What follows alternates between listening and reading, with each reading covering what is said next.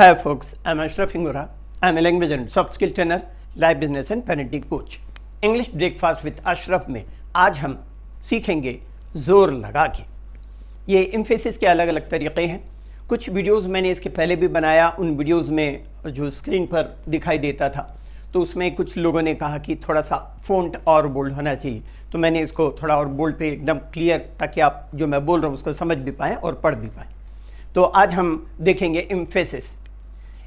कुछ sentence structure से किसी बात को जोर देकर अर्थात इम्फेटिकली कहने का बोध होता है।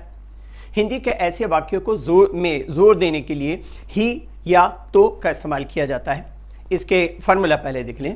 इट इज़ प्लस सिंगुलर और प्लूरल नाउन और प्रोनाउन, ये इसका स्ट्रक्चर है। जैसे it is I, it is me, it is we, it is us, it is they, it is them, it is Ravi. मैं ही हूँ या मैं ही तो हूँ, तुम ही हो, हम ही हैं, हम ही तो हैं, वे ही हैं, वे ही तो हैं, रवि ही है, रवि ही तो है। ये एम्फेसिस का बोध होता है। ध्यान रखें, इस तरह के सेंटेंस में प्रोनाउन को नॉमिनेटिव केस या कर्ता कारक या कर्म कारक ऑब्जेक्टिव केस किसी में भी या लिखा भी जा सकता है और कहा भी जा सकता है। प्रोनाउन प्लूरल होने पर भी इट के साथ में सिंगुलर वर्ब इज या वाज का इस्तेमाल किया जाता है, प्लूरल वर्ब आर या वर का नहीं। कुछ और तरह के भी सेंटेंस स्ट्रक्चर्स होते हैं जिनसे जोर देने का बोध होता है। इनका फार्मूला देखिए पहले। इट इज और वाज प्लस नाउन और प्रोनाउन प्लस सब्जेक्ट, जो कि हु या दैट मतलब होता है, उसके बाद में क्लॉज का इस्तेमाल होगा। एग्जांपल से थोड़ा क्लियर हो जाएगा। It is this man who has snatched the chain, it is this man who has snatched the chain. इस आदमी ने ही तो चेन छीनी है, ही तो, ये एम्फेसिस हो रहा है। It is Sheela who has stolen the bracelet, Sheela ने ही तो कंगन चुराया है। उसी तरह it is Ashraf sir who has taught us English, Ashraf sir ने ही तो हमें अंग्रेजी सिखाया है। उसी तरह it is this quack who has given me wrong medicine, quack का मतलब होता है नीम हकीम बोलते हैं जिसको, इस नीम हकीम ने ही तो मुझे गलत दवा दी है।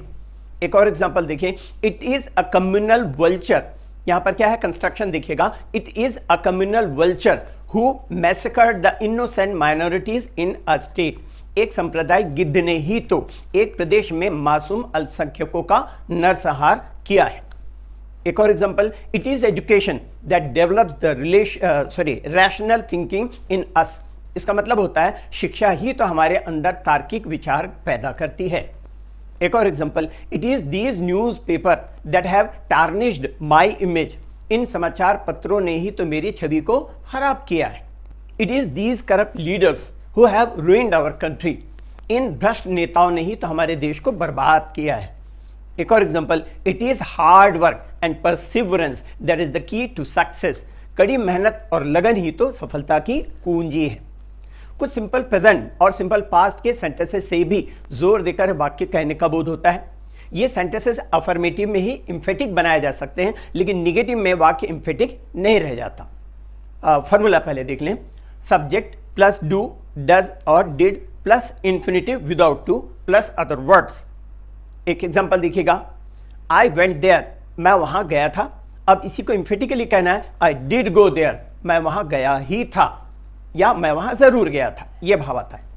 ही टोल्ड मी ए लाई, उसने मुझसे झूठ कहा। ही डिड टेल मी ए लाई, इसका मतलब उसने मुझसे बिल्कुल झूठ कहा या झूठ ही कहा था। इस तरह शी स्पीक्स द ट्रुथ, वह सच बोलती है। She does speak the truth, वह सच ही बोलती है। इस तरह से आई सा हर, मैंने उसे देखा। आई डिड सी हर, मैंने उसे देखा ही था या जरूर देखा था। इसी तरह आई लाइक चॉकलेट, मैं चॉकलेट पसंद करता हूं। आई डू लाइक चॉकलेट, मैं चॉकलेट को बहुत पसंद करता हूं। आई लेंट हिम मनी, मैंने उसे पैसे उधार दिए। I did lend him money, मैंने उसे पैसे उधार दिया ही था। She knows how to cook food, she knows how to cook food, वह जानती है कि खाना कैसे बनाया जाए। और इसी को इम्फेटिकली कहेंगे तो she does know how to cook food, वह खाना पकाना जानती ही है। She wrote me a letter, उसने मुझे एक पत्र लिखा। She did write me a letter, उसने मुझे एक पत्र लिखा ही था। कुछ सेंटेंसेस में श्योरली या सर्टेनली का इस्तेमाल करके इम्फेसिस मतलब इनका इस्तेमाल करने से इम्फेसिस का बोध होता है। एग्जांपल देखिएगा। आई सर्टेनली आस्क हर, मैं उससे जरूर पूछूंगा, मतलब मैं उससे पूछूंगा ही। उसी तरह शी विल सर्टेनली डाई, वह जरूर मर जाएगी, मतलब वह मर ही जाएगी। दे विल श्योरली ट्राई, वे निश्चित रूप से या जरूर कोशिश करेंगे या वे कोशिश करेंगे ही। You will certainly be successful, आप निश्चित रूप से कामयाब होगे या आप कामयाब होगे ही। आई सर्टेनली कीप माई वर्ड, मैं निश्चित रूप से वचन निभाऊंगा या मैं वचन निभाऊंगा ही।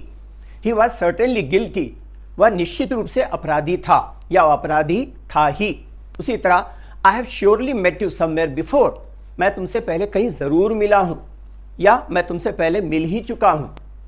उसी तरह से कुछ सेंटेंसेस के स्ट्रक्चर्स ऐसे होते हैं जहां पर शब्दों पर स्ट्रेस डालने से सेंटेंस की मीनिंग बदल जाती है, अलग अलग सब्जेक्ट पर स्ट्रेस, वर्ब पर स्ट्रेस, इस तरह से अलग अलग स्ट्रेस डालने से मीनिंग बदल जाती है सेंटेंस की, सेंटेंस वही रहता है। जैसे देखिए, शशि फोन्ड मी यस्टरडे एक सेंटेंस है। अब अगर मैं इसमें शशि पर जोर देता हूं, शशि फोन्ड मी यस्टरडे, इसका मतलब शशि ने मुझे फोन किया था, मतलब किसी और ने नहीं। उसी तरह मैं अगर फोन वर्ड पे एम्फेसिस देता हूं तो यहां पर सेंटेंस होगा शशि फोन्ड मी यस्टरडे, मतलब शी डिडंट कम टू सी मी, वो मुझसे मिलने नहीं आई, उसने मुझे फोन किया था। उसी तरह ऑब्जेक्ट पर एम्फेसिस देने से Shashi found me yesterday, Shashi didn't phone you, इसका मतलब शशि ने मुझे फोन किया था, तुम्हें फोन नहीं किया था। इस तरह आगे देखें, शशि फोन्ड मी यस्टरडे, मतलब कल फोन किया था, आज नहीं किया था। इस तरह से तो शब्दों पर एम्फेसिस बदलने से सेंटेंस की मीनिंग बदल जाती है। इन सेंटेंसेस में आप देखें, subject Shashi, verb phone, object me और एडवर्ब जो है यहाँ पर यस्टरडे पर पढ़ने वाले जोर के मुताबिक सेंटेंस का अर्थ भी अलग अलग हो गया। इंग्लिश के लिए आप मेरे channel English breakfast with Ashraf and soft skill के लिए Ashraf the mover and shaker को लाइक, शेयर एंड सब्सक्राइब करें, कमेंट सेक्शन में कमेंट करें, बेल आइकॉन प्रेस करें और मेरी बुक जरूर पढ़ें। Thanks for watching.